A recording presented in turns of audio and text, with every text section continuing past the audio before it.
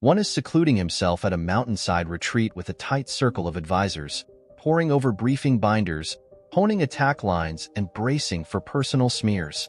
The other is workshopping responses and retorts with vice presidential hopefuls, sharpening policy lines while working to rein in his bombastic rhetoric.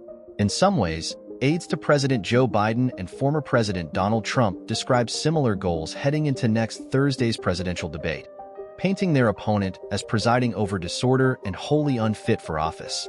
For two men who have been circling each other rhetorically for the past 4 years, the debate hosted by CNN in Atlanta amounts to a moment of high consequence.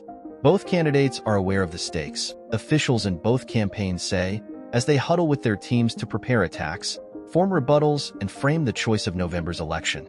Both teams have spent the past weeks working to fine-tune their message on a wide array of issues, from the economy to foreign affairs to their rivals' fitness for office. And each has found themselves distracted in some way. Trump by the criminal trial that consumed his spring and Biden by a stretch of intensive overseas travel and a painful legal saga for his family. Yet the similarities mostly end there. How each man is preparing for the debate is ultimately a microcosm of their differences as candidates, and each will enter the CNN studio with divergent objectives. In prep sessions that have already started, Biden has been focused on ways to hold Trump accountable on the debate stage, mirroring the broader political strategy that his White House and campaign have been deploying for months. The president has gotten increasingly punchier in recent remarks about Trump and plans to carry that theme through to the debate, one Biden campaign official said. After months of suggesting that the American electorate was tuned out of the 2024 race, the Biden camp sees the debate as a starting block of sorts, and a chance to present its study of candidate contrasts in front of a new and engaged audience.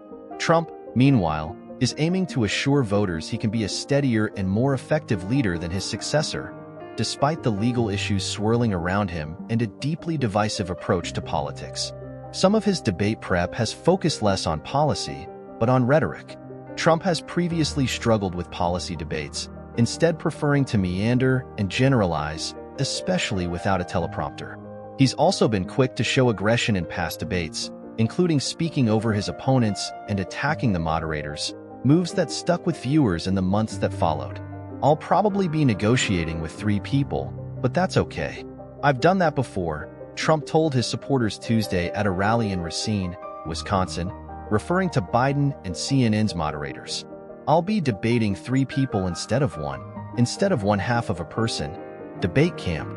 To get ready, Biden is gathering trusted aides this week and next at Camp David, the mountainside presidential retreat, for several days of intensive discussion and preparation.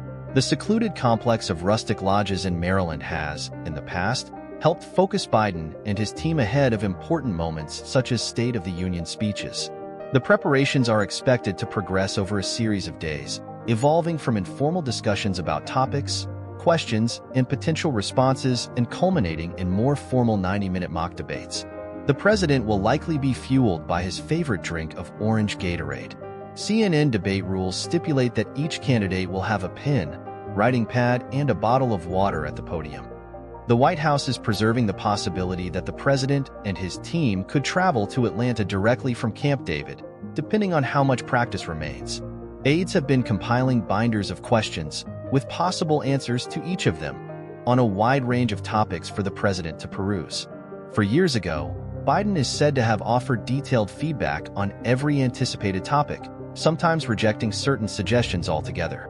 At other points, he pushed aides to home in deeper on one subject matter or frame a response in a different way.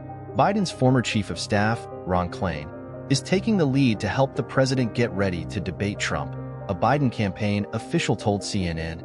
Beyond knowing and working for Biden for decades, Klain is the party's most seasoned debate coach, having worked with Democratic candidates in nearly every presidential race over the past 3 decades.